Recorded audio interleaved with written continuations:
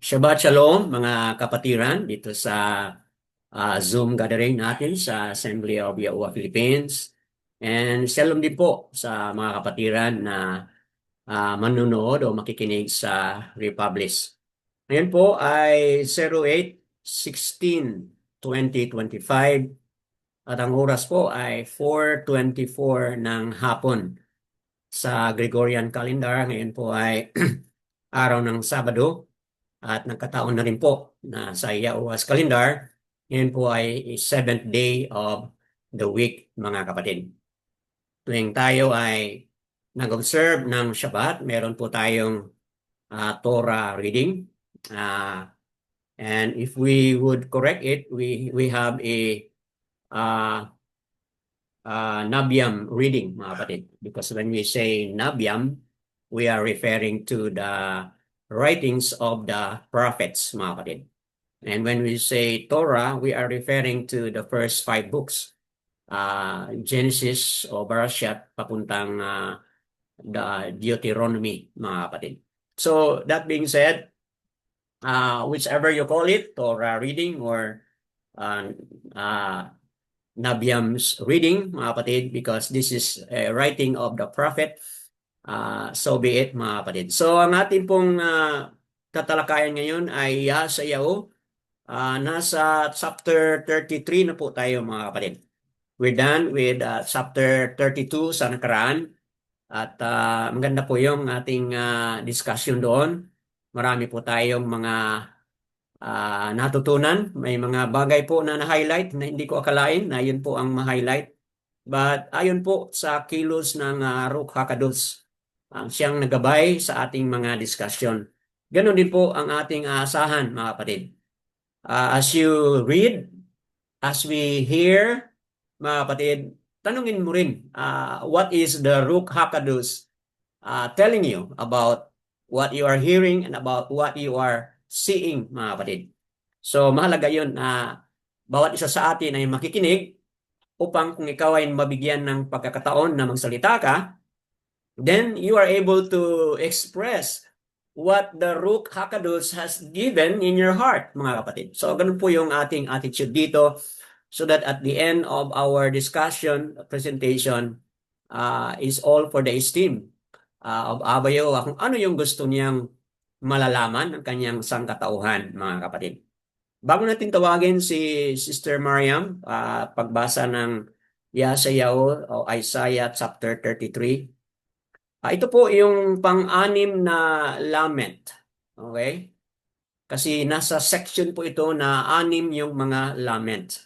So ano po yung lament na pinag-usapan dito, mga kapatid? The destroyer who has not been destroyed. Ang tinutukoy po dito ay yung kingdom o empire ng Ashur o Assyria sa panahon na ito, mga kapatid.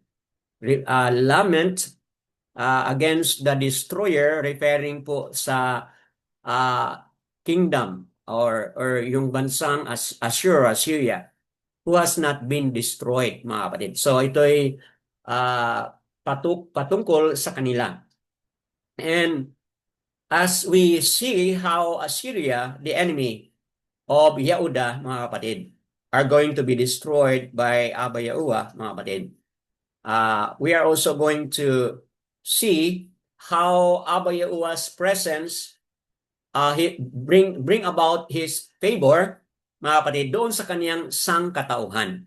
So, again, hindi lang ito bansang Yehuda ang tinutukoy dito, but this is something of a prophetic, mga kapatid, na kung saan yung buong sangkatauhan ni Abba Yahuwah ay may prophetic message, mga kapatid. So, ganun po, while talking to the Assyrian conquering Yehuda, mga kapatid, we are also looking at the greater picture, which is the future of sangkatauhan ni Abba Yahuwah, mga kapatid.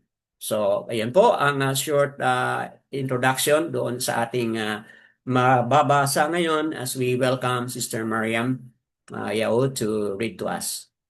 Kindly unmute po, Sister, and read to us our Torah reading for today. Shabbat Shalom, Mas Paka. Our Torah reading is from Yeshayahu, verse chapter 33, verse 1 to 24. Woe to Ravager, while you have not seen ravage, and you treacherous, while they have not betrayed you. When you have ceased ravaging, you shall be ravaged, and when you stop betraying, they shall betray you. Yahuwah, show us favor, for we have waited for you with their, with their arm every morning, our deliverance also in time of distress. At the noise of the rumbling, the people shall flee. When you lift yourself up, the Gentiles shall be scattered, and your plunder shall be gathered like the gathering of the caterpillar, as locusts rust about. They rest upon them. Yahuwah is exalted, for he dwells on high. He has filled Zion with right ruling and righteousness. 6. And he shall be the trustworthiness of your times, a wealth of deliverance, wisdom and knowledge. The fear of Yahuwah, that is your treasure. See, their brave ones shall cry outside. The messenger of peace weep bitterly. The highways shall be deserted, the wayfaring man shall have ceased. He has broken the covenant, he has despised the cities, he respected no man.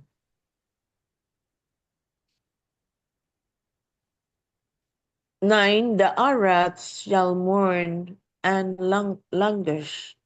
Lebanon shall be ashamed. Sharon shall be withered like a desert, and Bashan and Carmel be shaking. 10. Now I rise up, declares Yahuwah. Now I am exalted. Now I am lifted up. You conceive shop. You bring forth stubble. Your spirit devours you like fire. And the people shall be like the burnings of lime. Like thorns cut up, they are burned in the fire. You who are afar off, hear what I do, and who are near know my might. Sinners in Zion shall be afraid, trembling shall grip the defiled ones. Who of us shall dwell with the devouring fire? Who of us shall dwell with everlasting burnings? He who walks righteously and speaks what is straight, he who rejects the gain of oppressions, who keeps his hands from accepting bribes, who stops his ears from hearing of bloodshed, and shut his eyes from seeing evil. He shall inhabit the heights, strongholds of rocks, be this refuge. His bread shall be given him, his water, his steadfast. Your eyes shall see the sovereign in his comeliness, see a land that is far off. Your heart ponders fear. Where is the scribe? Where is he who waits? Where he is who counts of the towers? No longer shall you see a fierce people, a people of too deep a lift to hear, of a jabbering tongue no one understands. 20.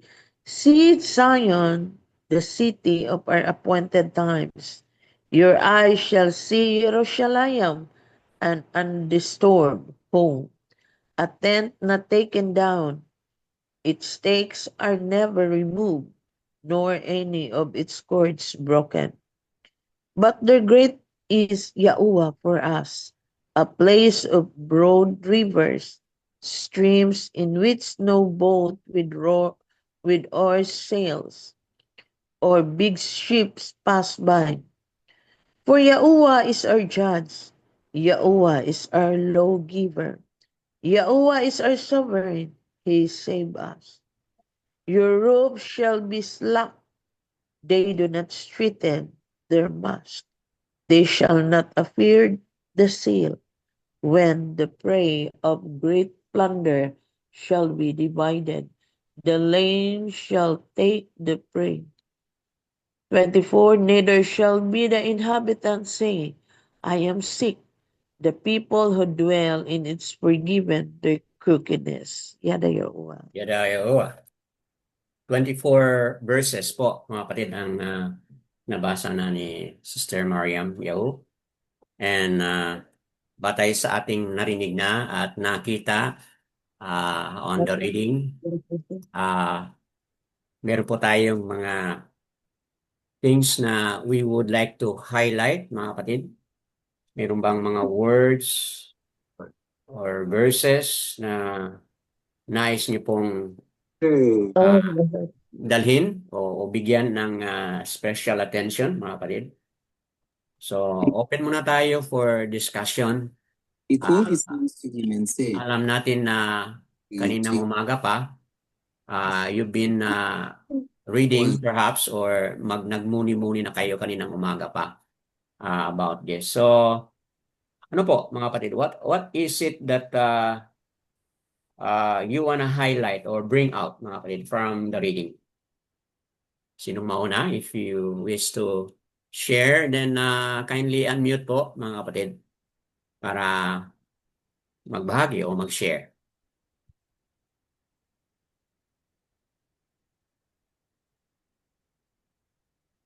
What is the one thing na nangungusap si Abayo habang nagbabasa ka o habang nakikinig tayo sa magandang pagkabasa ni Sister Mariam? Anyone?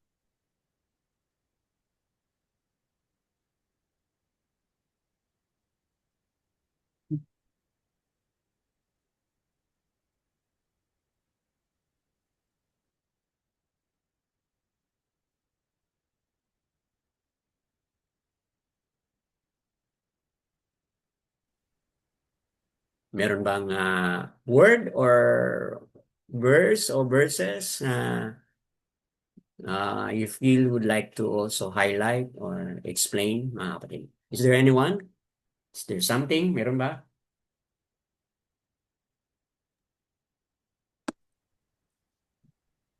Brother Dan, can I have Opo, a turn? go ahead. Go ahead po, Sister Aba Batiao, also known as Sister Corazon. Go ahead po, Sister. Itong Yeshaya 33 verse 22. 22, okay po. Nung sinabi niya na Yahuwah is our judge, Yahuwah is our lawgiver, Yahuwah is our sovereign. He saves us. Therefore, He is the only one, He is our hope who can save us because He is our sovereign. Meaning, this verse is a declaration. Opo. It's a declaration na walang ibang mag-save sa atin kundi siya. Sa Yahuwah. Yun lang po. So, what a brief summary po of the three things that attributed, no? Ito yung tatlong mga attribution na binigay kay Abba Yahuwah, no? Judge, lawgiver, and sovereign. Opo. He is our judge, He is our lawgiver, siya po yung ating sovereign. And ang tinutukoy dyan, according sa pagkasulat ni Yashayao ay si Abba Yahuwah, mga kapatid. He is our Savior as highlight ni Sister Ahaba Batchao. Anyone would like to add on that or expound further on that, mga kapatid? Meron ba?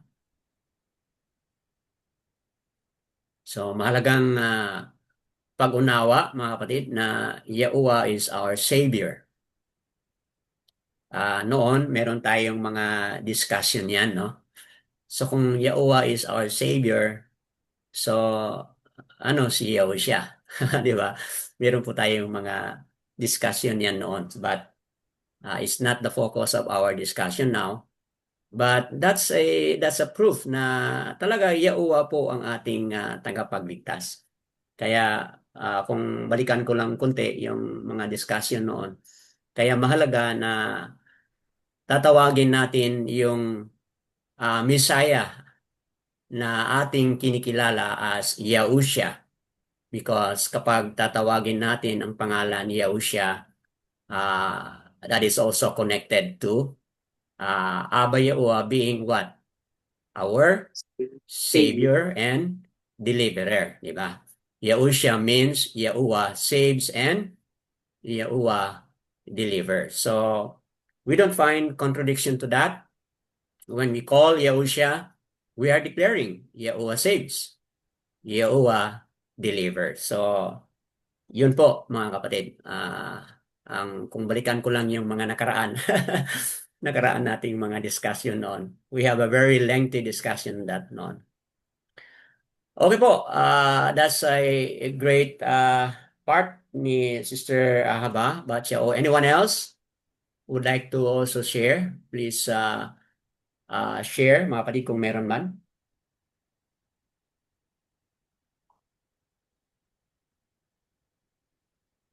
Okay po, we don't want to waste our dull moments, meaning dead air kung sa ano pa, sa radio pa may mga dead air tayo. We don't want to waste it. So yes, go ahead, Sister Inday, you wanna share something? Go ahead po. Rather than ito lang Yes. na ano ko sa 1 Verse verse 1, 1 okay po. rather than kung minsan tayo magtaka bakit yung mga masasama bakit sila nag-progress. Opo. Oo. Samantalang ano sabi to atong kwan. Sila gumagawa ng kasamaan na Parang sila pa yung nag-progress. pumatay. No? Sabihin na lang natin, pumatay sila. Sila pa yung nag-progress. Sila pa yung naging lalong nagyaman. Sila pa yung, hindi naman matatawag na maraka yun. Pero, nag-progress talaga sila in terms material. Rather than, tapos, gumagawa sila ng mga treacherous na mga paraan na gawain sa kasamaan nila. Pero, pag sila hihinto na, sisingilin na sila ni Abba Yahuwah. Tama. Yun lang ang ano nila. Yes. Opo. Pero hindi naman sila hihinto brother Dan kasi mamatay na lang sila sa kanilang kasamaan. Doon sila sinisingil nung may mangyari din sa kanila dahil sa kasamaan nila. Mahinto din yun ang kasamaan nila. Tama. Yun lang brother Dan ang Yes. ko. May point po kayo, sister. And sa kanina na highlight na natin na this is explaining kung ano yung gagawin ni Abba Yahuwah sa empire ng Ashur or Assyria, no? Kung saan sila po yung nag-ravage, sila po yung nag-destroy, but eventually sila din po ay ma-ravage, sila din po ay ma-betrayed. Ibig sabihin, kung ano yung mga ginagawa nila sa mga ibang mga bansa, yung pag-take advantage nila, mga kapatid. Lalo na sa sangkatauhan ni Abba Yahuwah, itong northern tribe, which is naging successful sila.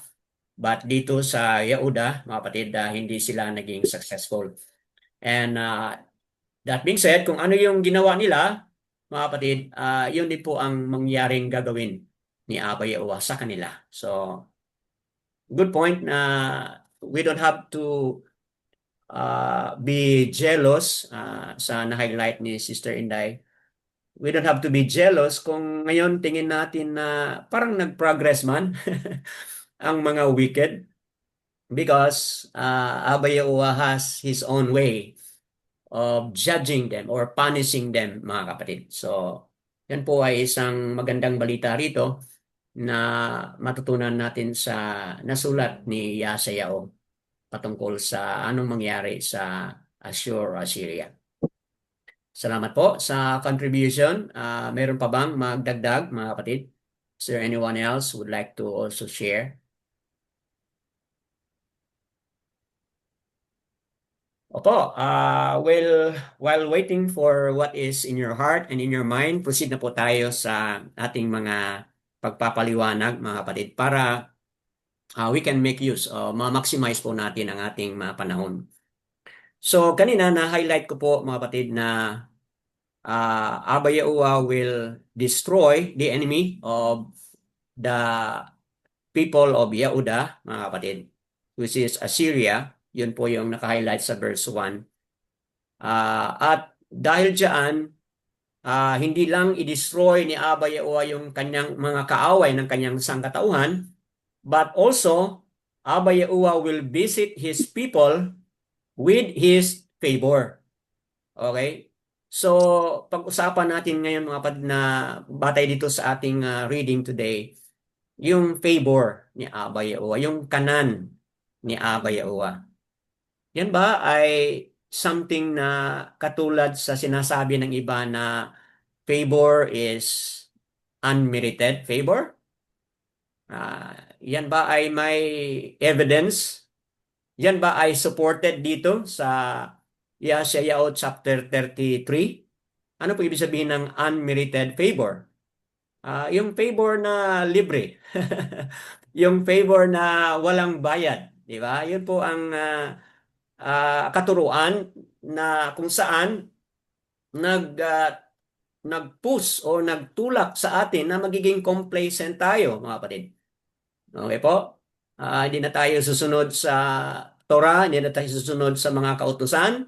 Anyway, may favor naman na unmerited, mga kapatid. So in other words, favor that you did not earn or you did not work for it. Yun po ang ibig sabihin ng unmerited, mga kapatid. But titingnan natin dito kung sang-ayon ba ang sinabi ni Yesayao patungkol dito sa favor o kanan ni Abba Yahuwah when He visited His people, mga kapatid.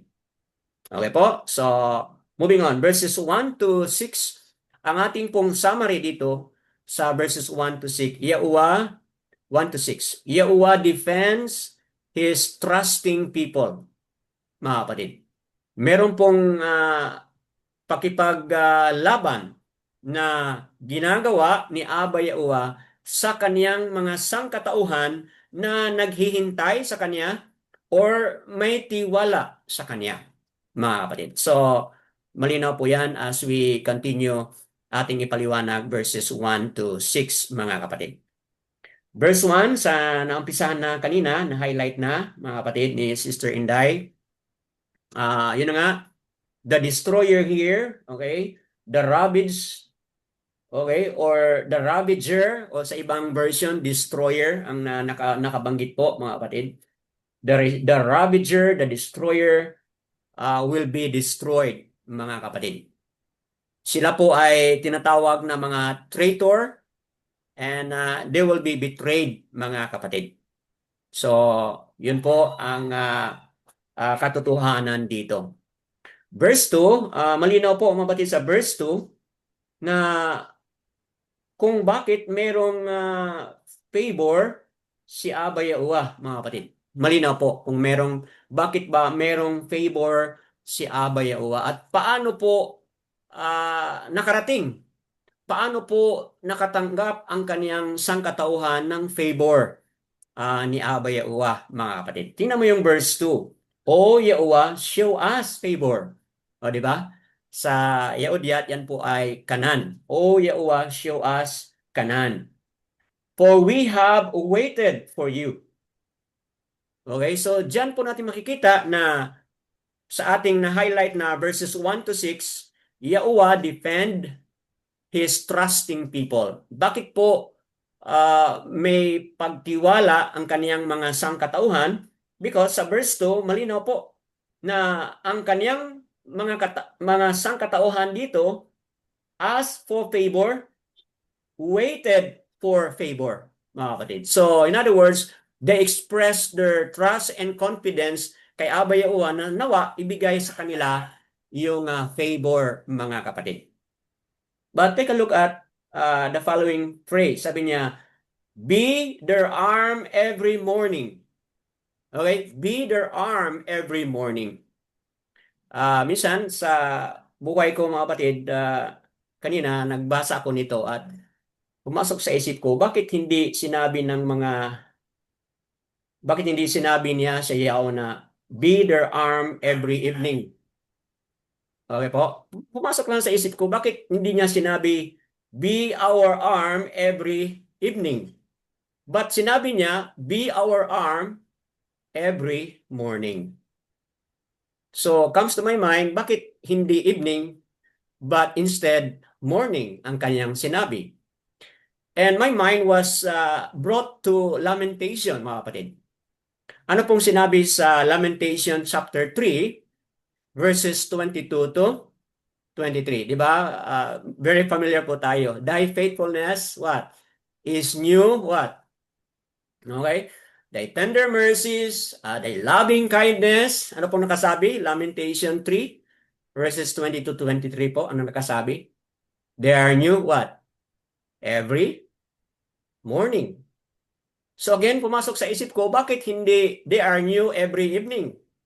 But instead, sinabi doon ng Lamentation, they are new every morning. So mga kapatid, isang question lang po yan na highlight sa aking understanding na dito sa verse 2 at doon sa Lamentation 3, may confirmation talaga, mga kapatid, na yung umaga, mga kapatid, is something that is very significant as to the arm of Abba Yahuwah protecting His people, as to His favor and His mercy, as it has been said, new. Bawat umaga ay nandoon yung kanyang bagong pagmamahal, kanyang kindness and favor, mga kapatid. So, yun lang po ay isang palaisipan na that would highlight our understanding na something is really special kapag sabihin natin na umaga, mga kapatid. Okay po? So, moving on dito sa pagpapaliwanag natin. Again, that is very clear na yung sangkatauhan ni Abba Yahuwah ay talagang nagparamdam or nagbigay po ng paghingi doon sa favor ni Abba Yahuwah, mga kapatid. So, ano pong ibig sabihin yan? Yun po ay pagpapatuo that those who receive favor have done something po. Okay? This is a contradiction doon sa tinatawag ng karamihan na unmerited favor. Wala kang ginawa, pero may awa. Okay po?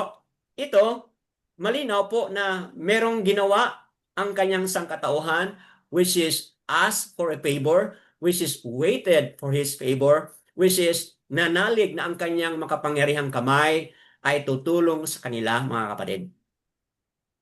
It shows na hindi pala proven dito sa scripture yung sinasabi nila na unmerited favor, mga kapatid. Okay po? Moving on. Dito sa dito sa Exodus chapter 3 verses 21 to 22. Malinaw na ang sangkatauhan ni Abba Yahuwah sa panahon ng pag-alis nila doon sa Matsariam, talagang marami silang mga nadala na mga spoil, mga kapatid.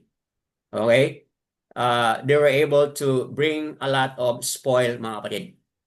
Bakit po yun na meron silang mga dalang mga spoil? Because if you look at verses 3 hanggang 4, malinaw po ito, at the noise of the rumbling and people shall flee. When you lift up yourself up, the Gentiles shall be scattered, and your plunder shall be gathered like the gathering of the caterpillar, and the locusts rust about. They rust upon them. So, ano po yung picture dito? The picture here is yung overpower ng isang bansa sa isang bansa, mga kapatid. There is the practice of war, yung tinatawag nila na spoil, bringing out the spoil. Kung sino yung bansa na natalo, yung nanaig na bansa, sila yung kukuha ng mga spoil, mga kapatid. So ito po ay nangyari sa mga Yasharal nung sila ay paalis na po sa Matsariam. Exodus chapter 3 verses 21 to 22, mga kapatid. So ano po yung point natin dito? Ang point natin dito is itong spoil na pinag-usapan is after the destroyer will attack a nation, mga kapatid. They are going to gather their spoil because they have victory over a certain nation, mga kapatid. Ito pala ay nabanggit ni Yashayahu because gusto niyang i-compare itong mga spoil na nakuha nila doon sa Matsariam at itong spoil na nakuha ng bansa ng Ashur, mga kapatid. Trying to compare it with what is to come. If you look at verses 5 to 6, mga kapatid, Yahuwah is exalted, for He dwells on high.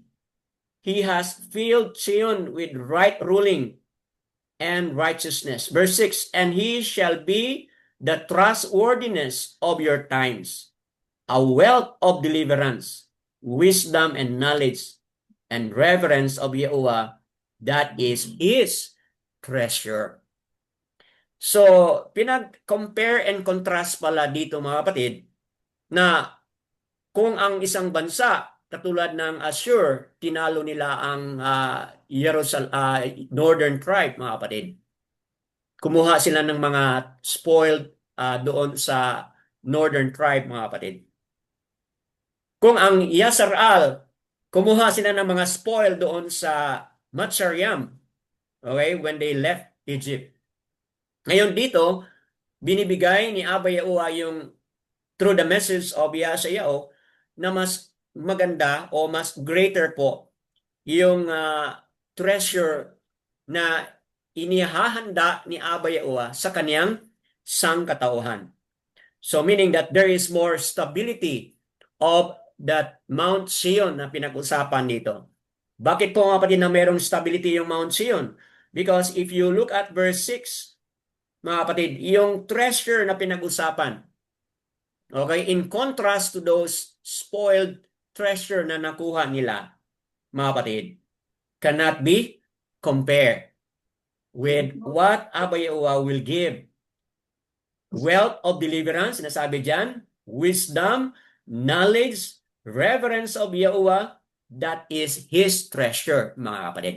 So, ibig sabihin, yung mga treasure dito sa mundo is nothing compare doon sa treasure doon sa Zion. Bakit po? Kasi ang tunay na wealth na pinag-usapan doon ay ano po? Yung wisdom. Ano po? Yung knowledge. Ano po? Yung fear of Yahuwah, mga kapatid.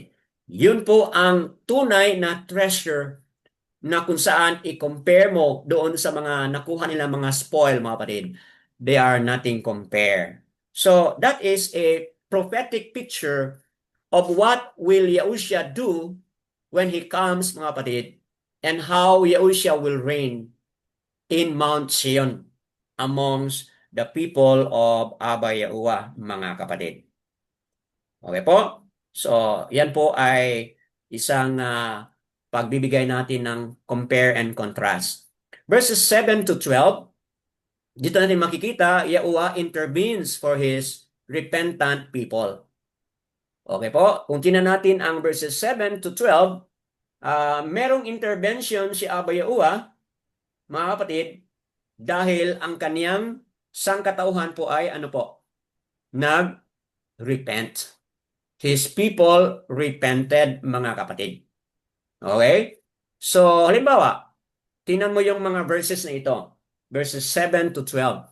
How do you describe yung kanilang repentance dito, mga kapatid?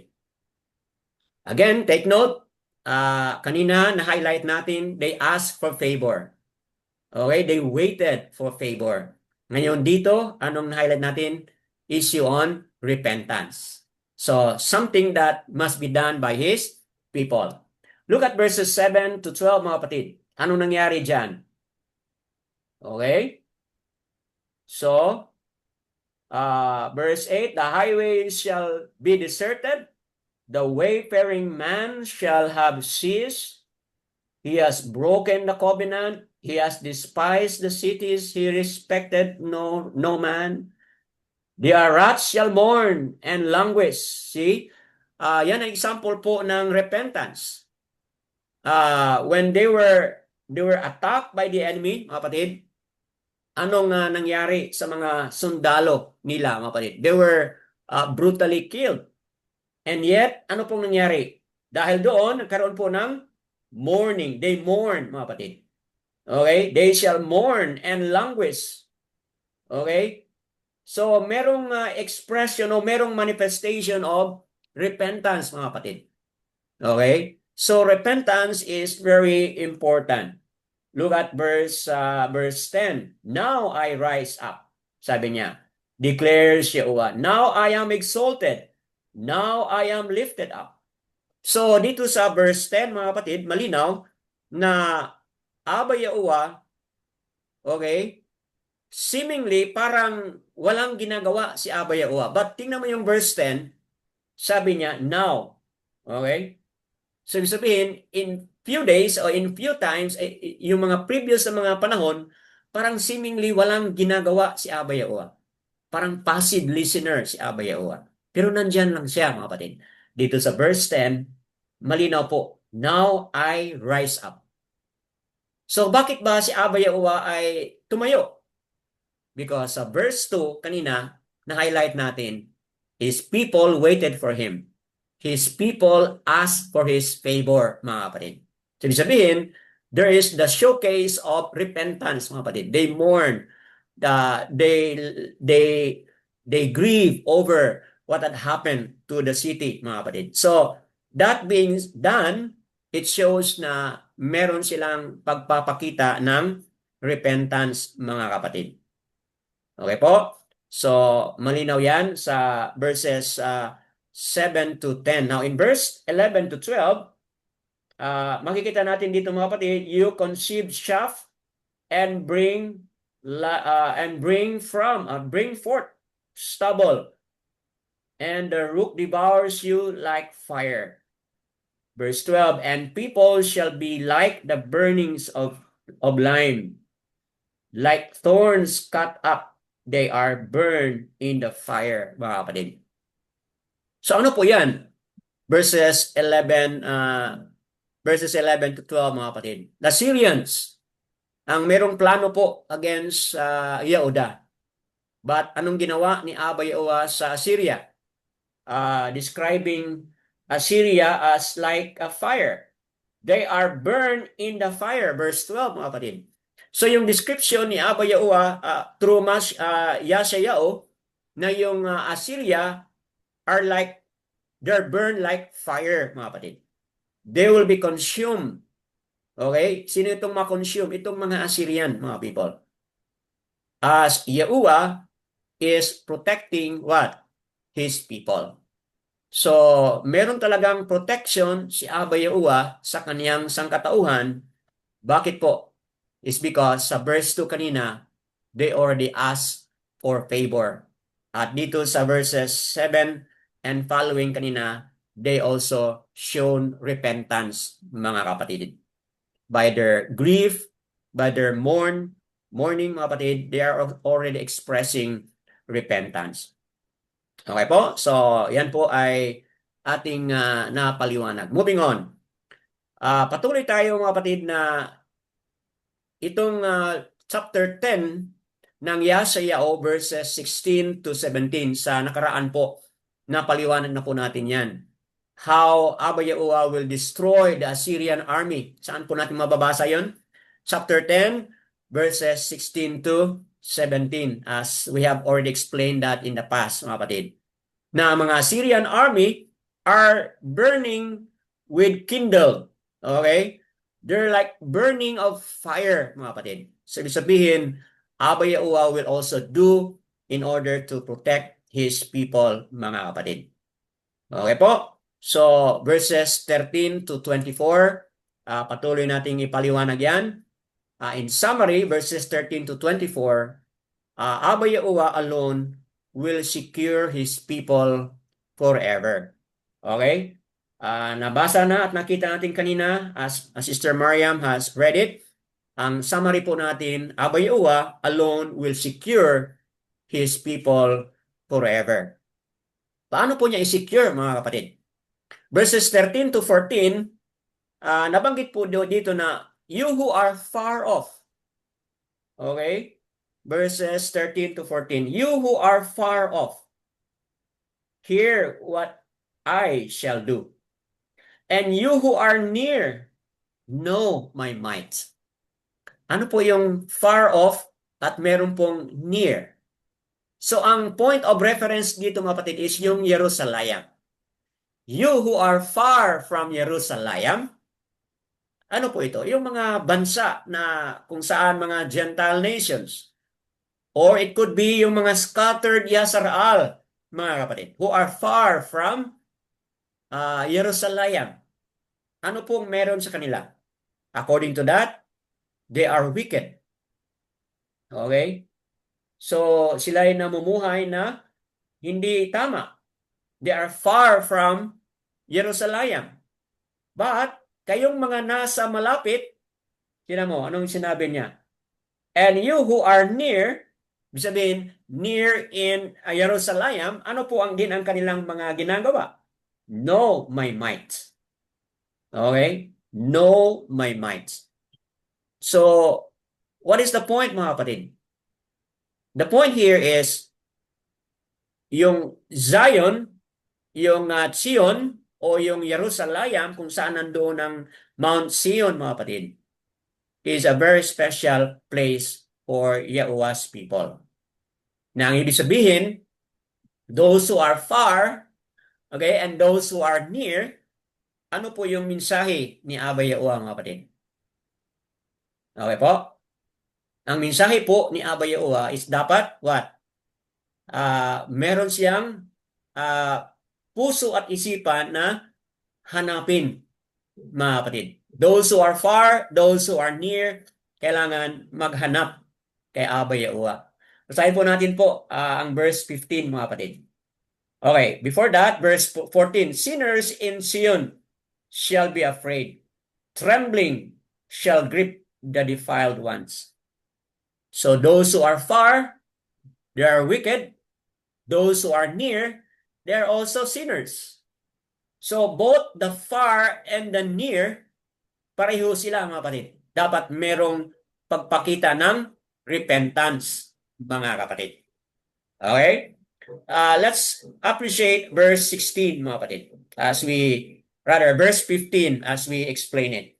He who walks righteously and speaks what is straight, he who rejects the gain of oppression, who keeps his hands from accepting bribes, who stops his ears from hearing of the bloodshed, and shut his eyes from seeing evil. Ano po yung tinutukoy dito, mga kapatid? Word. Okay po? Ayabam. Ano po yung tinutukoy dito? Ayabam. Okay?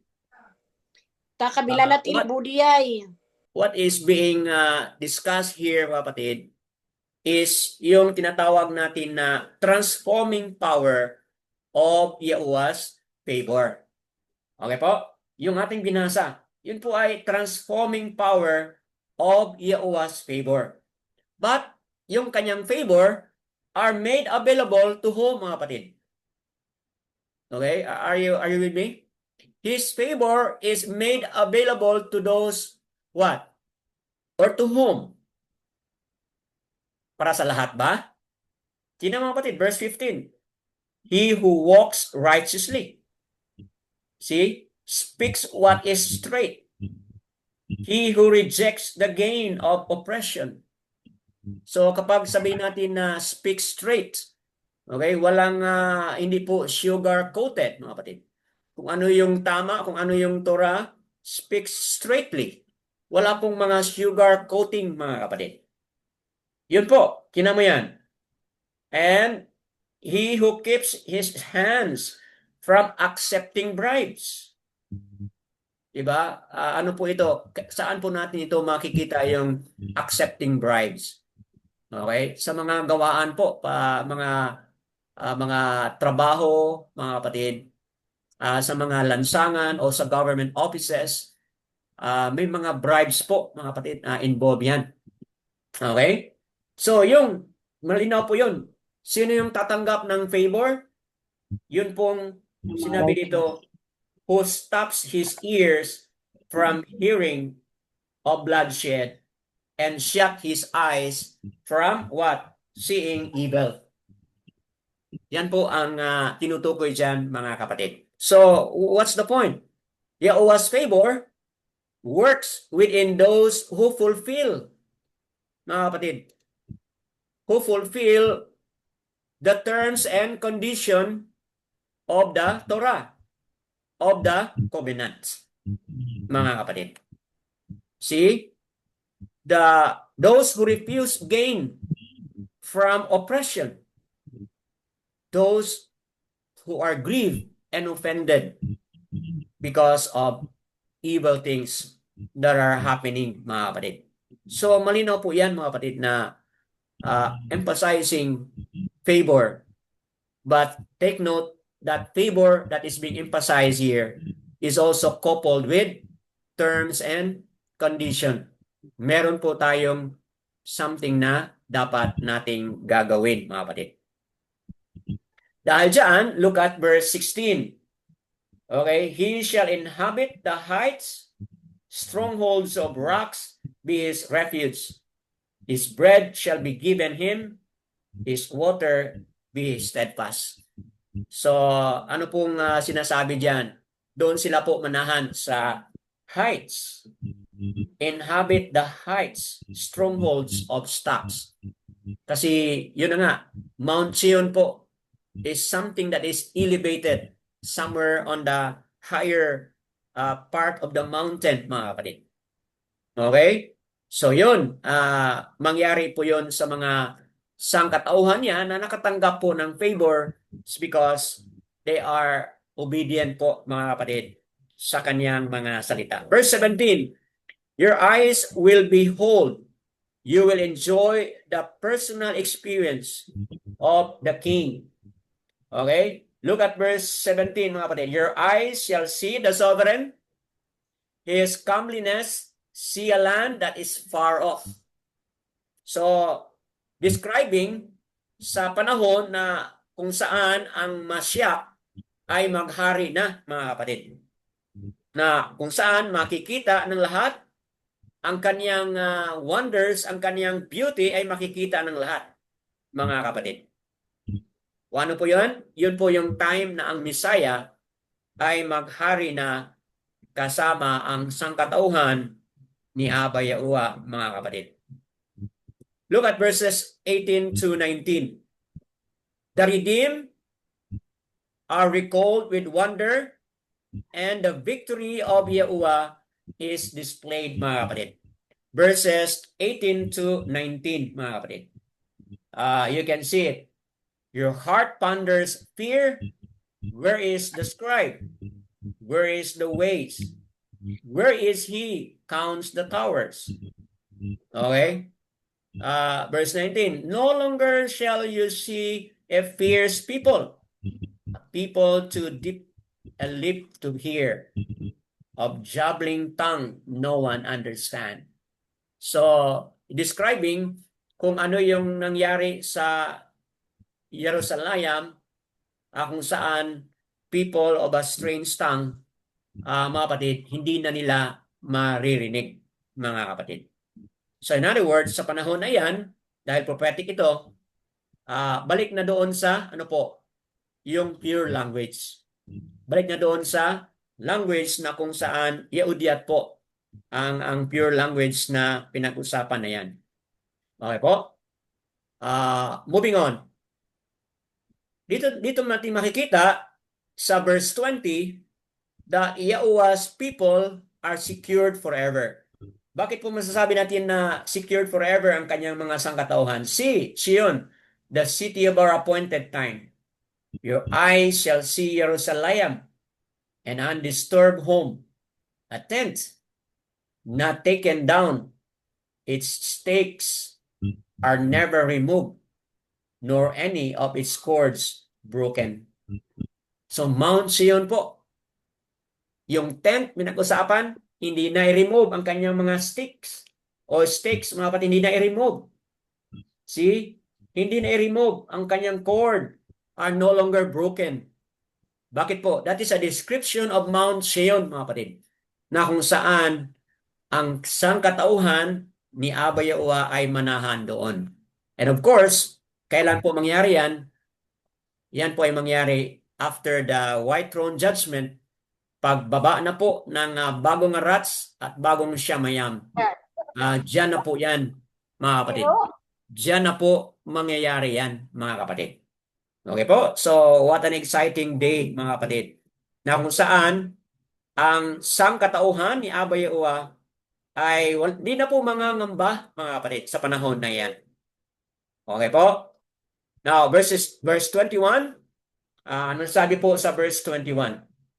But there, great is Yahuwah for us, a place of broad rivers, streams in which no boat with oars sails, nor big ships pass by. So, ano na po yung description natin ng Jerusalem sa panahon na yan, o yung Mount Zion sa panahon na yan? Kung tinan mo yan, okay, mga kapatid, what do you see here sa ating nabasa? Yung kanilang dagat, ano po? No possible attack is going to happen sa panahon na yan. Wala nang mag-atake, mga kapatid. That Mount Zion will be a safe home, mga kapatid. Forever magiging safe yung Mount Zion na yan o yung Jerusalem na yan. Secure land na po, mga kapatid. Wala nang attack yung mga kaaway, mga kapatid. So, ang tanong is, sinabi dyan, see Zion in the city. Okay? So, ang tanong is, nasaan ba talaga itong city na ito? Zion, the city of our appointed time, your eyes shall see Jerusalem. Yung pinapoint ng mga karamihan na nandiyan ang Jerusalem, yan ba talaga ang totoong Jerusalem, mga kapatid? But sinabi dito, your eyes shall see Jerusalem. Okay? Makikita ng inyong mga mata. So malamang, mga kapatid, yung mga existing dyan ngayon, baka hindi pa yan ang totoong Jerusalem, mga kapatid.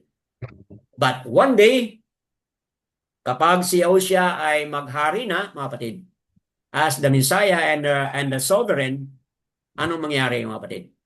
Your eyes will see. So ngayon, maybe we are blinded. Okay? Ngayon, baka nakatutok tayo sa isang lugar na hindi naman yun ang Jerusalem, mga kapatid. So kaya dapat maging open tayo dyan of the possibility. Kung bakit sinabi niya, your eyes will see. Kasi malamang ngayon, yung ating nakikita ay hindi yun ang totoo. Okay? So, yan po, mga kapatid, ay isang something na ating pag-isipan, mga kapatid. Now, ito na yung na-highlight kanina ni Sister Ahaba, verse 22. Sabi niya, ni Yeshayahu, for Yahuwah is our judge. Yahuwah is our lawgiver. Yahuwah is our sovereign. He saves us. Ginamit dito ni Yeshayahu yung terms in government, mga kapatid. Yung mga terms na maintindihan ng human government, mga kapatid. Halimbawa, yung judge. Halimbawa, yung lawgiver. Okay, yung ruler na pinag-usapan. Itong tatlo na ito is ascribing na ang tinutukoy talaga ay si Abba Yahuwah, mga kapatid. Okay? Abba Yahuwah po ang tinutukoy dyan. Abba Yahuwah is what? Ano po? our judge. So, ibig sabihin, sa panahon na iyan, mga kapatid, everybody will appear the white throne judgment. Kung balikan natin yung kasaon, mga kapatid. Everybody will appear the white throne judgment. At ang sinabi diyan is, Abba Yahuwah is our judge. Meaning to say, deciding proper interpretations and application of the laws. Mga kapatid, yung proper interpretation, trabaho po yun ng judge to interpret properly yung mga batas o yung laws. Katulad ngayon, mga kapatid, di ba? May mga iibang pananaw doon sa issue on impeachment ni Sara Duterte, mga kapatid. Di ba? Nahati yung mga luminaries. Nahati po yung mga pananaw ng mga law professors in university, mga kapatid. Nahati po sila. Bakit po? Because kailangan ng proper interpretation ang batas o ang mga batas. Hindi lang proper interpretation but also what? Application. Okay? At sinabi dito na Yahuwah, Abba Yahuwah is the judge. Meaning, siya po yung may karapatan na would properly interpret and properly apply the laws. Okay po? Bakit po mahalaga yon? Because, pangalawa, binanggit po dito ni Yeshayahu na si Abba Yahuwah din po ay lawgiver. Siya po yung gumawa ng batas. Tulad dito sa Law of the Land, sino pong gumawa ng mga batas dito sa Law of the Land? Okay po? Bahagi po yung lower house, bahagi po yung upper house sa paggawa ng mga proseso para maging may sa batas ang mga bagay na yan dito sa lupa. But kay Abba Yahuwah, mga kapatid, bilang supreme sa lahat, he is called the lawgiver. Described here, mga kapatid, by Yeshayahu. Na Abba Yahuwah is lawgiver. So, ibig sabihin, Abba Yahuwah is the one who make laws. Siya yung gumagawa ng batas. At iba yung kanyang pamamaraan, hindi katulad dito sa pamamaraan ng mga lawmakers dito sa lupa. Okay? Dahil Abba Yahuwah knows kung ano yung nararapat, immediately he can declare na ito yung kanyang mga batas without due process of confirming and reconfirming sa mga tao, mga kapatid. Because Abba Yahuwah ang nakakaalam, mga kapatid. Thirdly, siya po ay tinawag na sovereign or ruler or hari, mga kapatid. So ano po yun? Enforcing the laws and what? Defending the nation. Yun po yung trabaho ng hari, ng sovereign, ng isang bansa, mga kapatid. I-enforce, put into practice o put into application yung mga batas upang mabigyan po ng safety and protection ang isang bansa, mga kapatid. So, sa panahon na ito, this is prophetic of the coming reign of Yahushua, mga kapatid, in which Abba Yahuwah is the judge, is the lawgiver, and the ruler, mga kapatid. So, ang tanong ngayon is, Brother Dan, meron ba tayong problema nito? Kasi Abba Yahuwah yung pinag-usapan dyan. Hindi po pinag-usapan dyan si Yahushua. Though alam natin na this is a prophetic of the coming of Yahushua as the Messiah who will reign. Meron ba tayong problema dito? Meron ba tayong contradiction dito, mga kapatid? Ang nakabanggit po dyan, pangalan po ni Abba Yahuwah. So therefore, wala pong kinalaman dyan si Yahushua. Okay po? So how do we how do we explain this, mga kapatid? Meron tayong dalawang mga scriptural references na kung saan ipapaliwanag po natin, mga kapatid, para mabigyan po ng linaw. Unang-una po is Yaokanan chapter 5. Can somebody go there? Yaokanan, John chapter 5 verse 22, mga kapatid. Can somebody go and read? John chapter 5, 22. Can I ask a reader?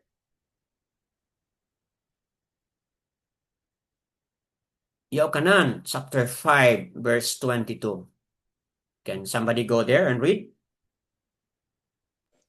Brother Dan, ako po. Opo, Sister Ahaba, kindly read it po. Salamat.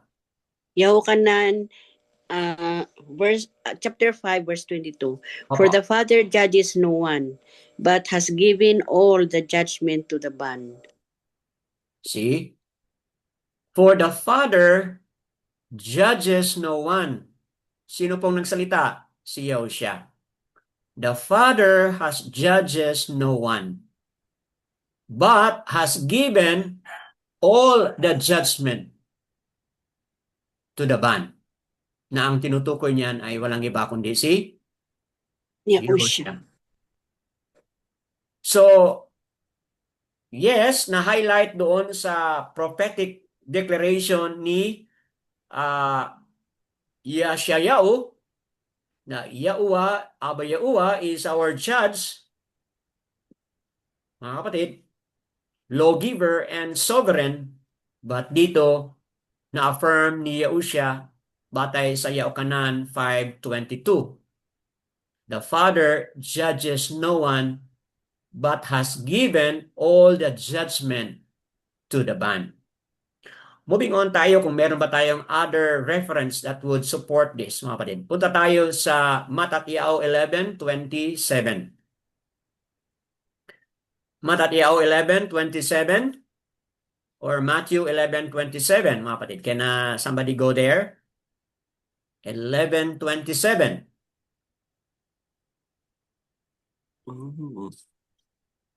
Matatiao 11:27. Brother, can I continue? Salamat po, Sister Haba Bachio. Go ahead po. Matthew 11:27.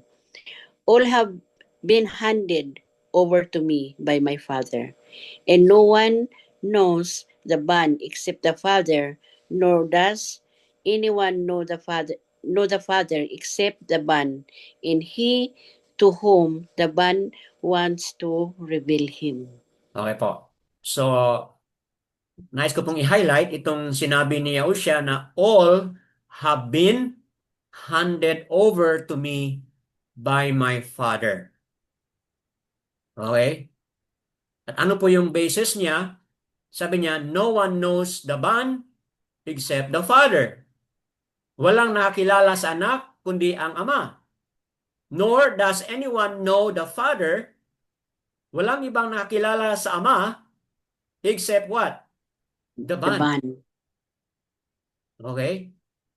So, tingnan mo yung relationship ni Yahushua and Abba Yahuwah, mga kapatid. No one nakakilala kay Abba Yahuwah, only Yahushua. Okay? Malinaw po yan, mga kapatid. Kung nagkamali man si Yahushua sa kaniyang claim, then magkaroon tayo ng maraming mga problema doon sa ating pag-unawa sa napakaraming mga references na kung saan Abba Yahuwah reveal himself. Opo? Na kung saan Abba Yahuwah has revealed himself to a lot of scriptural character, mga kapatid. But dito, Yahushua claim na siya lang yung nakakilala sa kay Abba at si Abba ang nakakilala sa anak, mga kapatid. And all has been handed to me. Confirm this, sinabi na doon sa Matatiao 28, mga kapatid. Sabi ng Matatiao 28, Therefore, okay, dito sa verse 18, Mattatyaw 28 verse 18, Yahusha came up and spoke to them saying, Yahusha po, all authority has been given to me in the Shamayam and in the Harats. So balik tayo doon sa ang nakasulat ay Aba Yahuwah yung judge, ang lawgiver, ang ruler.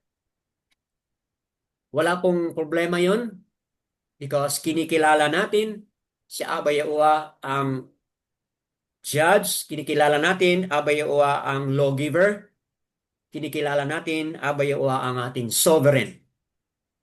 But to continue on that, mga kapatid, meron nang sinabi si Yahusha na ang lahat na ibinigay na ni Aba Yahuwah sa kanya.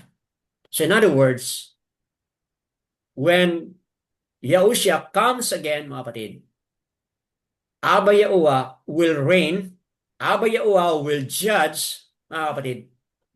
Aba Yahuwah will be the sovereign over all, mga kapatid, sa pamamagitan po ni Yahusha. Yahusha po ang magiging exact representation ni Aba Yahuwah, mga kapatid, when Yahusha comes, mga kapatid.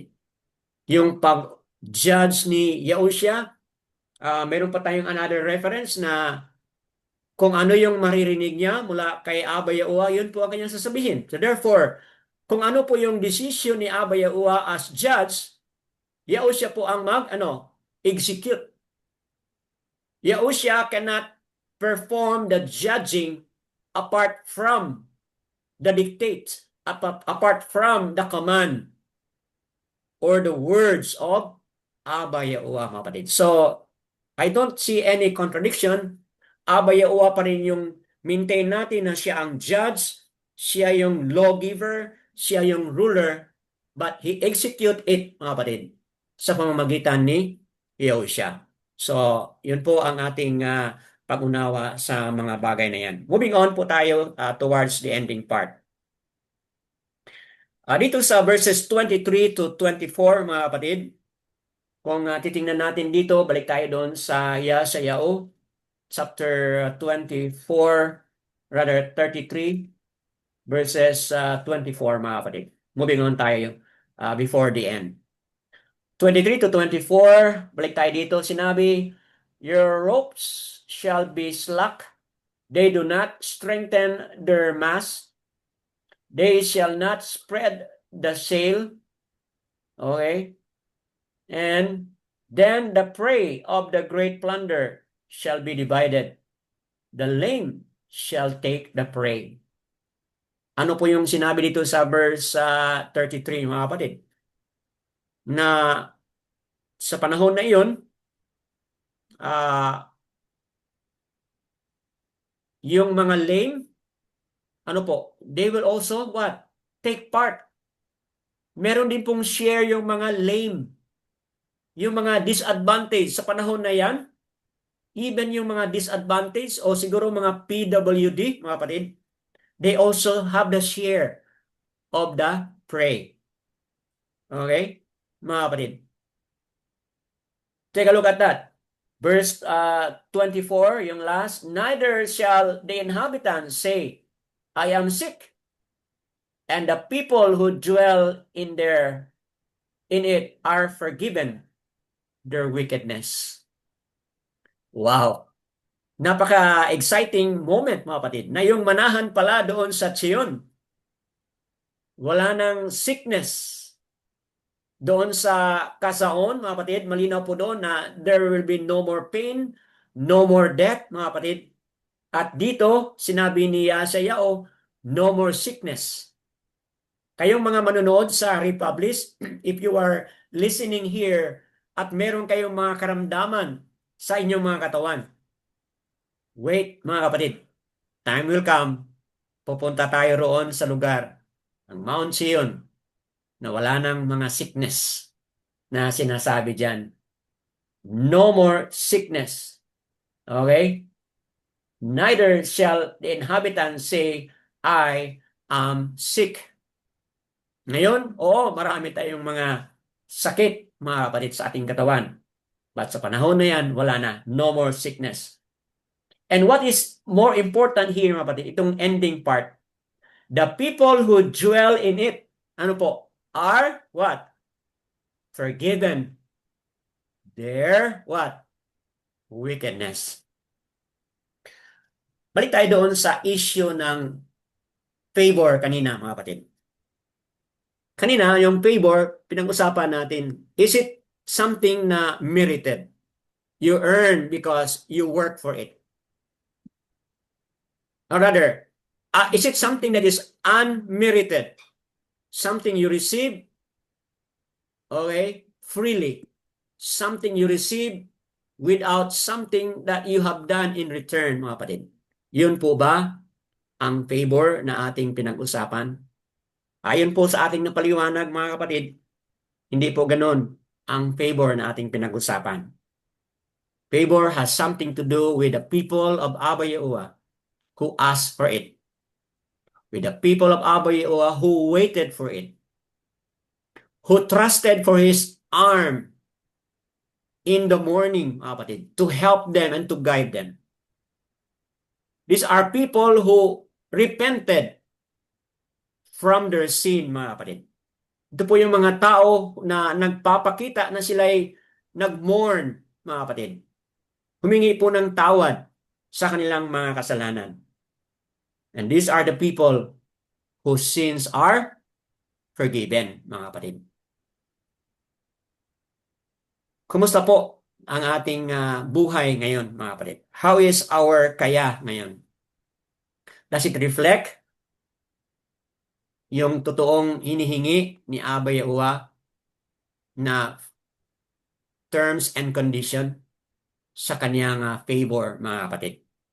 Meron pong terms and condition na dapat nating gagawin upang matanggap natin yung favor na pinag-usapan natin. And take note, this favor that we have been talking about, there is forgiveness. May wickedness, but there will be forgiveness, mga kapatid. And once there is forgiveness, there is the cleansing, okay? There is the removing of sin, mga kapatid. And that would be an exciting day for all of us, na kung saan tayo ay manahan doon sa Jerusalem, doon sa Mount Zion, with Yahushua, with Abba Yahuwah implementing His being judge, interpreting the laws and applying the laws through Yahushua, mga kapatid. Itong lahat nito ay maging ma-actualize na po. Yada Yahuwah po, and what is Abba Yahuwah talking to you? Sa oras na ito, ano po yung pangungusap ni Abba Yahuwah? I'd like to pause here and listen from you, mga kapatid. Clarification, Brad. Yes po, sister. Yung Isaiah 33:22, Papa. Yahuwah is our lawgiver, judge and sovereign. Maybe during the time of Yeshayahu, Yahushua was not yet made known to him.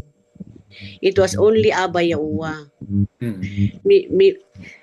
And when the second coming of Yahushua, that He will turn over that authority to Yahushua.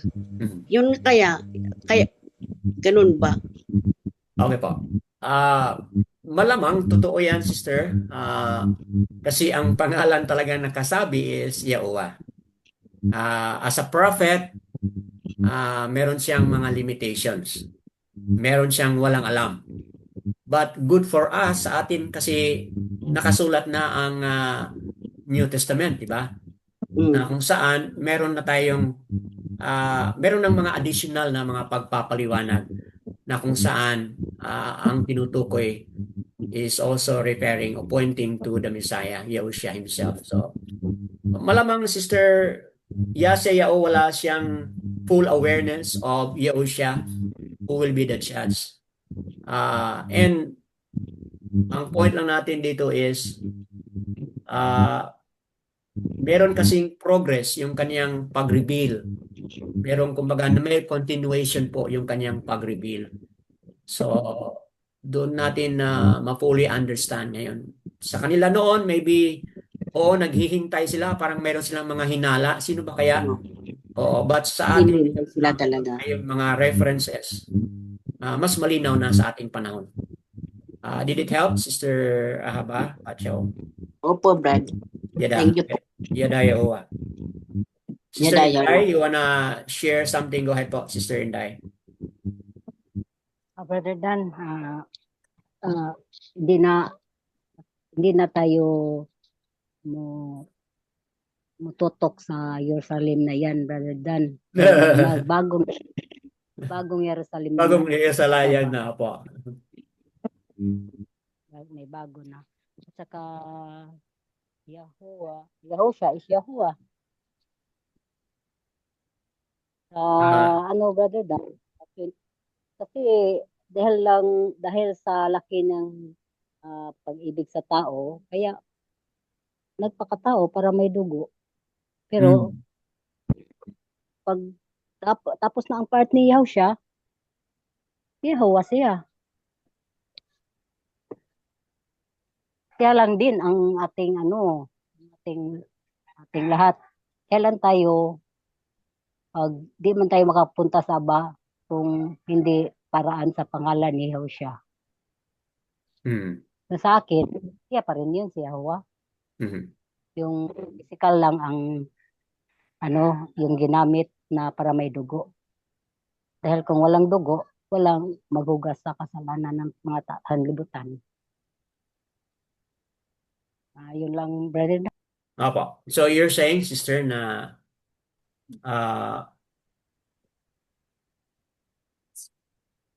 Yahushua ang naging laman. Tama ba? Yun bang iniisip mo? Yahushua became flesh. But Yahuwah became flesh. Ay, no. Okay. So you're saying na Yahushua is Yahuwah who became flesh. Yun ba yung sinasabi mo? Yun, brother Dan. Okay. Mga kapatid, itong na-brought out ni Sister Inday, sasabihin ko po na isa po ito sa mga pag-unawa na nagkakaroon po ng paghihiwalay yung mga Yahuwah believers, mga kapatid. If you try to watch a lot of videos na nag-support diyan, mga kapatid, Yahuwah is Yahushua who became flesh. At kung kayong mga mga old-timer dito, narinig, sandali lang, sister. Narinig din ninyo kami ni Brother Jaime noon na yan din po ang aming tinuturo nung first tayong nag-aral dito. We had a discussion with Brother Jaime sa panahon na yon. At yun din ang aming mga naituro. Even I myself, yun din ang mga naituro ko. Na Abba Yahuwah became flesh through Yahushua. Opo. So, meron naman pong maraming mga references that would support that. Okay, so hindi ko naman po ini-ignore. Maraming mga references. Yahukanan 1:14, di ba? John 1:1, in the beginning was the Word, di ba? The Word was with Alua or Aluayam, and the Word was Alua or Aluayam, di ba? And then pagdating doon sa verse 14, and the Word became flesh and lived for a while among us. So, hindi ko po ini-ignore yun. Maraming mga references that would support that Yahuwah is Yahushua made manifest in the flesh. At dahil dyan, marami ring mga Yahuwah believer na naniniwala. Mga kapatid. Kami early on with my brother Jaime also naniniwala on that. Mga kapatid. But eventually, nung wala na si Manong Jaime, I continue to seek on that, mga kapatid. At hindi man yun ang topic ngayon. So, marami na tayong mga napag-usapan dati na that would point that would point several verses, mga kapatid. And wala tayong time to discuss that kasi hindi yan ang ating main topic. But I respect kung yun po ang pananaw ni Sister Inday. Kung yan ang pananaw mo, then do not stop there, no? Kasi yan din ang aming pananaw dati. Ewan ko kung buhay pa si Manong Jaime, I don't know kung ganun pa rin din ang pananaw niya. But sa akin, I went through some changes doon sa pag-unawa. But I respect kung yan po ang pananaw mo, sister. Kasi maraming ang mga references that would support that. Opo. Yes, meron po kayong additional, Sister Inday. Go ahead po. Rather than Lakas-lakasan mo yung boses kasi medyo mahina. yung kausap kasi nung bago ang creation, Brother Dan, ano yun? Wisdom Ano po? at saka ang ruach. Yung nag-usap bago ang creation na gawin natin ang tao. Wala pang flesh doon si Yahushua. Wisdom yun at saka yung ruach, yung rock, Hakodesh, yung ama. Yun ang ano ko, yun ang paniwala ko. Tapos yung rock kasi doon sa Jan 1:1, Opo. yun siya ang ama. Siya ang ama. Yung rock. Tapos yung wisdom at saka yung wisdom naging naging tao, yun na siya, wisdom and power of Yahweh, si Yahushua. Sige, sister. For now, kasi wala tayong time to discuss that.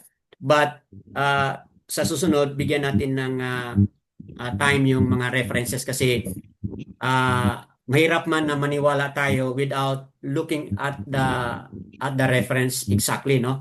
Kasi yun na nga, hindi man yun ang ating special topic today. So, pwede nating bigyan ng time yan, then i-present natin yung mga references. But you have a reference there, pero kailangan nating pag-aralan din, Sister Inday. Opo. Yes, Brother Jeffrey, go ahead po if you wish to share also something. Shabbat Shalom po sa lahat. Shabbat Shalom. Maganda po yung topic niyo ni Sister Inday, but tama ko yung sinabi niya, nabigyan na lang natin ng allotted time para lang doon sa topic na to. Napakalalim and then Opo. lengthy siya actually. So, pero interesting siya. Alam din ng lahat. So, but yung side ko lang is sa side niya ako. It's Yahushua is a different actually hiwalay siya. So, balik po ako doon sa ating lesson kanina. So, I will be just sharing doon sa pananaw ko doon sa being Yahuwah the Judge, no? So, sa mga iba, so i-highlight ko lang as him being the judge. Siyempre, kung siya ay judge, anong law ang kanyang i-implement? Oo, gagamitin. So alam naman natin from the beginning, no, may law na si Yahuwah. Starting from Adam, ay may mga ini-implement siya just like sa isang normal na tahanan na yung may-ari ng bahay ang nagbibigay ng law, ng rules, kung ano yung pwede. So, yeah, the same principle with Yahuwah. Since siya yung ating creator, then, of course, tayo susunod sa kanyang rules and regulations. So, so yung law, if of course, yung law na ibinigay niya sa Sinai, so this is the same reason na hindi ako naniwala dun sa na-abolish ni Yahushua yung law sa nung siya napako sa stake. So sa mga nakikinig din, no, maganda ring pagbulay-bulayin ito kung siya yung judge natin. And since yung paniniwala is na-abolish yung law, so anong law yung i-judge niya accordingly. Tama. Diba? So, Have a good point. parang napaka-senseless yung idea na inabolish niya, then still, siya yung magiging judge pagdating sa dulo. So, diba? Masyadong, So, sa mga nakikinig sa atin, so, bigyan lang po natin ng time, and then, of course, konting, common sense. Opo. Diretso yung common sense, importante. Tama. So, i-match po natin yung scripture na nababasa natin at yung tinuturo sa atin ng ibang tao. So, kung yung ibang tao is salungat doon sa nababasa natin sa Bible, so, oro mismo, yung tao na nag-share sa'yo ng maling doktrina na yun yung mali. So, dapat align tayo sa scripture, align tayo doon sa plano ni Yahuwah. Kan. So, yun lang po. Yada Shabbat shalom po ulit. yes po.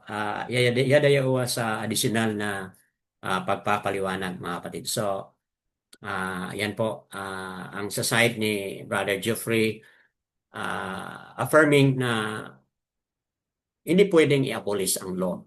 Kasi kung i-abolish ang law, paano na siya mag-judge kung i-abolish ang law? So, makes sense, no? Make a lot of sense. Yada yawa, mga kapatid. Anyone else? Please unmute. Yes, Brother Junicio, go ahead po.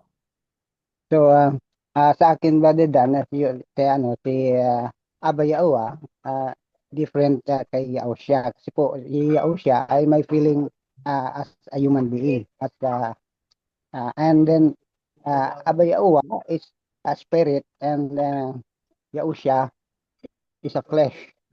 But then, he has the authority. The authority has given to him, to Yahushua, to judge. Because he's the one who saved all the people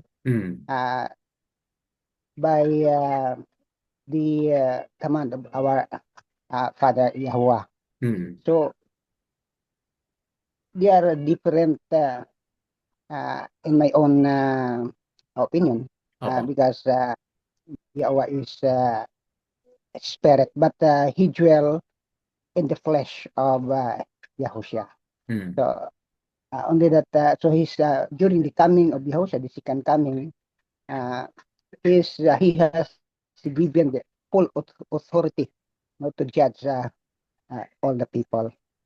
So that's only my idea, my belief towards that, Brother Dan. So Yahuwah. Yada Yahuwah. So habang nagpaliwanag ka, Brad, naalala ko yung sinabi ni Yahushua, quoted from Yeshayahu, yung sa Luke chapter 4, sabi niya, the Ruach of Yahuwah is upon me, di ba? So yung Ruach HaKadosh ni Abba Yahuwah nandun po kay Yahushua. So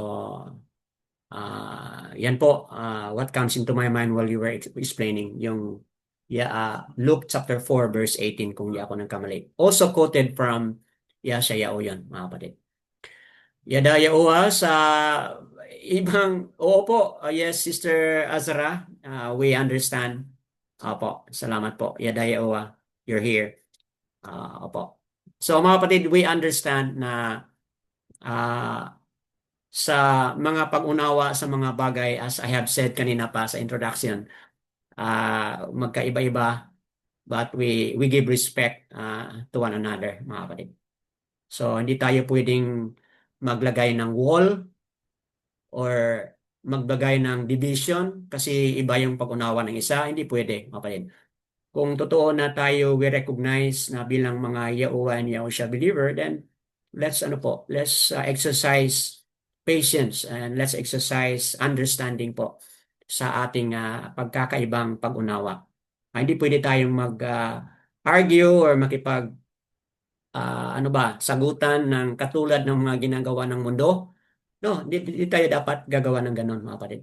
We are all believers, kapwa believer tayo rito. So we exercise respect and understanding o pag-unawa sa ating kaibahan.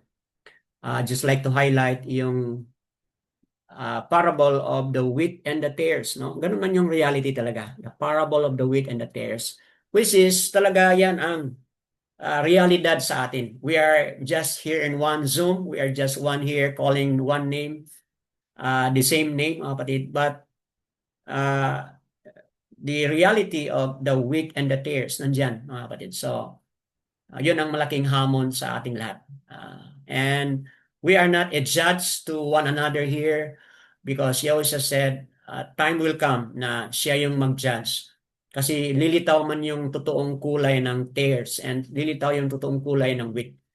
When it is harvest time po, siya na po yung final judge kung saan i-separate yung wheat and the tares, mga kapatid. So, yun po, medyo masakit yan, but tanggapin natin yan na katotohanan sa ating journey ngayon, mga kapatid. Opo, meron pa bang mag-share? Please unmute lang po if you have something to share.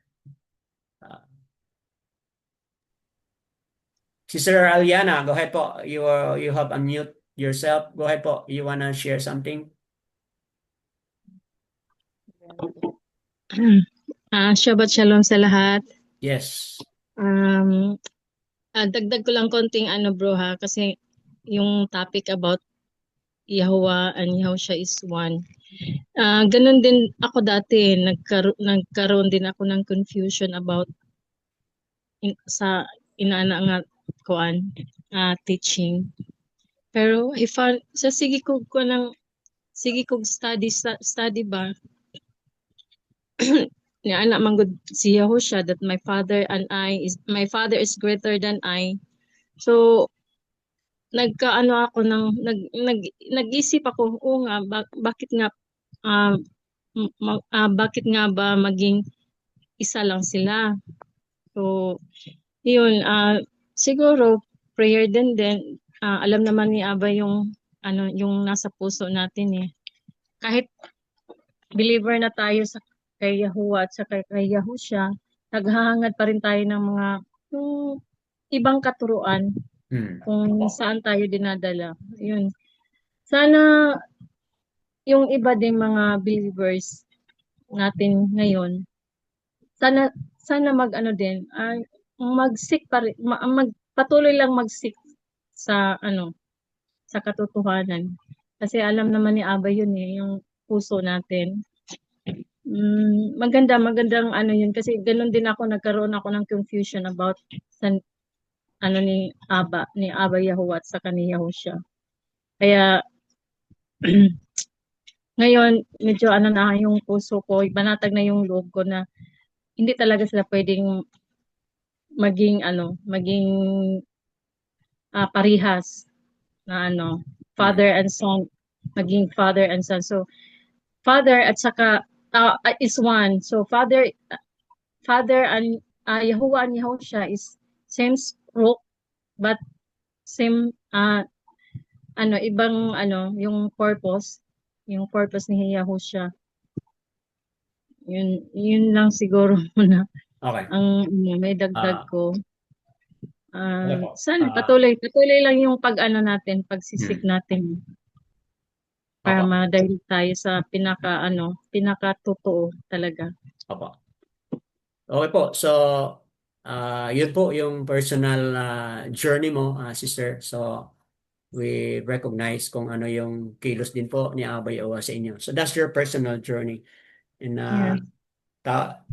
yung iba rito, mayroon ding ibang pag-unawa sa mga bagay na yan. But one thing is good, yung challenge mo na never stop. Kung yan ang pag-unawa mo ngayon, don't stop there, but continue to seek. Yes. Continue to search. Yun po yung maganda. So, that will put all of us into doing our assignment, di ba? Tayong lahat po ay may mga assignment na gagawin. Wala pa mang isa sa atin dito na nakarating na doon sa full understanding. Wala pa, mga kapatid. All of us are into the search of the scripture. So, no offense po doon sa ibang pananaw ng iba. No offense. Anyone else? Okay, mga kapatid, if none, then tayo po ay magtapos.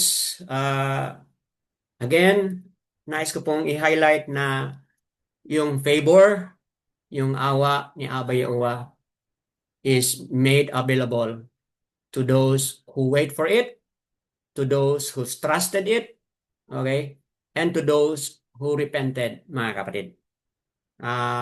And this favor is made available to anyone, mga kapatid, who can also do and fulfill the terms and condition.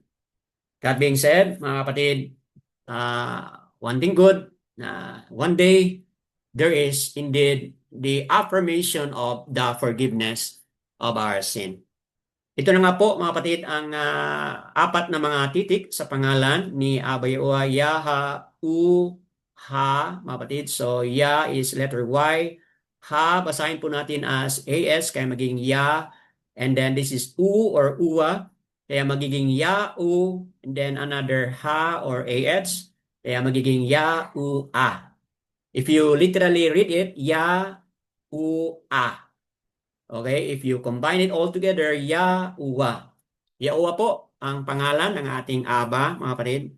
And ito na nga po ang 5 mga titik sa pangalan po ni Yahusha. Yaha-U, yan po ay first 3 letters, ganyan din po sa pangalan ni Aba Yahuwah.